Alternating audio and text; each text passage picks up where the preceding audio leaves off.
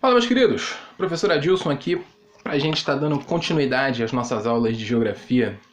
Tema da nossa aula de hoje, a regionalização do Brasil. Antes, da gente começar a trabalhar as 5 regiões estabelecidas pelo IBGE em 1970, a gente tem primeiro que entender o que é essa tal de regionalização e para que serve essa regionalização. E a gente vai trabalhar um pouquinho a história da regionalização do Brasil com o passar do tempo. Primeira coisa que a gente tem que entender, é o que é região. Regionalização e região, eles são a mesma coisa. Só que para a gente entender do que a gente está trabalhando, a gente tem que conhecer minimamente esses termos.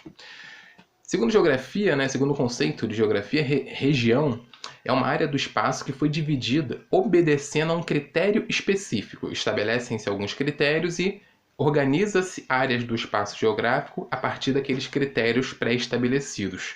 Trata-se de uma elaboração racional humana, ou seja, a regionalização é uma coisa feita pela sociedade, para melhor compreender uma determinada ou um aspecto dessa área determinada. Assim, as regiões foram criadas, para realizar estudos sobre as características gerais de um território.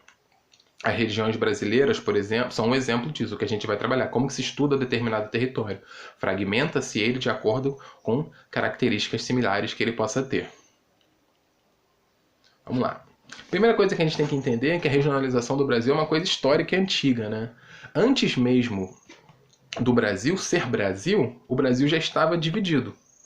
A gente tem aí o Tratado de Tordesilhas como exemplo, que dividiu as terras aqui entre Espanha e Portugal. Tecnicamente, já foi uma primeira parte de se dividir o território brasileiro, sendo que nessa época o Brasil ainda nem era Brasil, porque ele não havia nem sido descoberto ainda.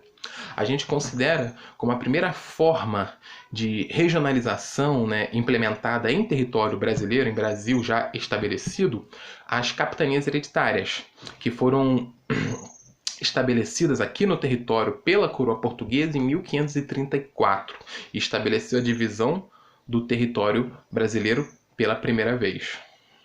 Pode ver aí o mapinha do Tratado de Tordesilhas e as capitanias estabelecidas aqui no Brasil.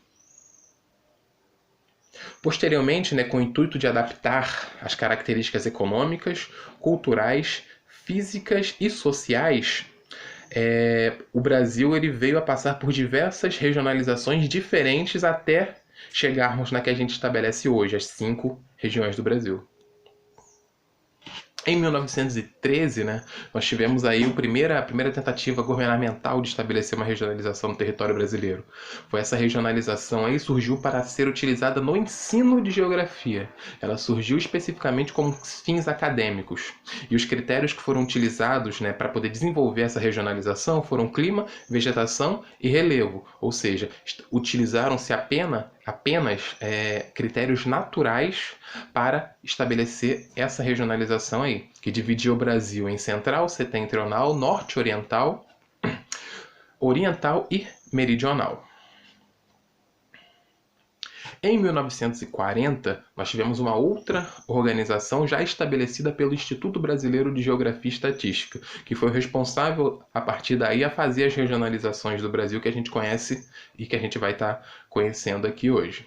A gente pode ver a configuração e a organização dos estados. Uma coisa que chama bastante atenção nessa regionalização, se você reparar, é o estado de Goiás, ali do lado do Mato Grosso, Você pode ver que ele está extremamente grande em comparação ao que ele é hoje. E fazia parte ali da região centro do território brasileiro. Você pode ver região oeste, região nordeste, norte e região sul ali, pegando os 3 estados mais ao sul, mais estados que hoje fazem parte da região sudeste do território brasileiro. 1945, outra tentativa de se estar regionalizando, você vê, de 1940 para 1945 são apenas 5 anos. Em 5 anos, encontraram ali, viu que tinha necessidade de estar reorganizando ali o espaço geográfico dentro do território brasileiro.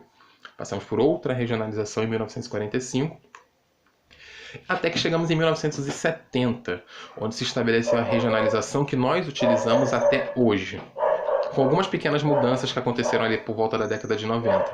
O desenho com a região norte, nordeste, centro-oeste, sudeste e sul, estabelecida pelo Instituto Brasileiro de Geografia, e é a regionalização que nós consideramos a regionalização oficial do Brasil nos dias de hoje ainda. Em 1990, tivemos uma pequena adaptação dentro dessa regionalização. O estado de Tocantins foi criado após o desmembramento da parte norte de Goiás. Você teve a incorporação à região norte, né? E Fernando de Noronha deixou de ser um arquipélago federal e ele foi incorporado ao estado de Pernambuco. Foi a última mudança que nós tivemos dentro da organização das regiões do território brasileiro. Não se tratando apenas de regionalizações oficiais, né, nós também temos algumas regionalizações estabelecidas pela geografia, que são utilizadas também para fins de estudo. Não são as oficiais, mas são utilizadas para fins de estudo para demonstrar determinadas características distintas dentro do território brasileiro. Uma que a gente vai dar uma olhadinha aqui agora são os complexos regionais, que foram estabelecidos pelo geógrafo Pedro Pinchas Geiger. Em 1964, o geógrafo Pedro Pinchas elaborou uma divisão regional do Brasil com o propósito de compreender as principais mudanças que aconteciam no território brasileiro naquela época, usando principalmente os efeitos da industrialização e da urbanização do Brasil. Lembrando que pós 1930 o Brasil passou pelo processo de urbanização com o crescimento das cidades devido ao processo de industrialização que estava sendo incentivado pelo Estado. A regionalização do Geiger hoje, do Pedro Pinchas Geiger, é utilizada hoje para fins de estudos didáticos. A regionalização dele estabelece essa organização dentro do território brasileiro. O Brasil é dividido em 3 regiões: a Amazônia, o Nordeste e o Centro-Sul. Se vocês derem uma boa reparada no mapa, você pode ver que a organização dessas regiões ela não respeita os limites das fronteiras dos estados. Pode ver ali, ó. O norte de Minas Gerais faz parte do Nordeste, mas Minas Gerais também faz parte do Centro-Sul. Ele considerou fatores históricos de formação do território brasileiro em coerção com a economia. História e economia para poder estabelecer essa regionalização dele. E diferente, né, como eu disse, da regionalização do Instituto Brasileiro de Geografia, a regionalização do Geiger ela não respeita limites territoriais das fronteiras dos estados. Outra regionalização muito famosa que a gente usa dentro dos estudos são os 4 Brasis, que é um processo de regionalização estabelecido pelo geógrafo Milton Santos e Maria Laura de Silveira. Eles utilizam o meio técnico-científico e informacional como forma de organização do espaço. Isso é, eles utilizam a circulação da informação e os capitais, né, as finanças, para poder estabelecer a sua organização territorial dentro desse território. Essa regionalização ela é famosa, aparece muito em questões de prova, questões de concurso, e ela é conhecida como os 4 Brasis, porque regionaliza o Brasil em 4 regiões distintas: região amazônica, região nordeste, região centro-oeste e região concentrada. Essa região concentrada seria onde está concentrada a maior parte do desenvolvimento econômico. Lembra-se que ele utiliza informação e capitais para poder organizar a sua regionalização. Beleza? Então, galera, essa é a regionalização que a gente tem hoje: Norte, Nordeste, Centro-Oeste, Sudeste e Sul. A partir das próximas aulas a gente vai estar trabalhando cada uma dessas regiões, critérios naturais, sociais e econômicos de cada uma dessas regiões para a gente poder entender como funciona aí o território brasileiro. Nossa aula de hoje foi para a gente entender o que é a regionalização, o que é uma região, para que ela serve, como é estabelecida, e também para entender as outras formas de se regionalizar o território brasileiro, que o brasileiro já passou ao longo da história, e as que a gente utiliza hoje para fins de estudo também.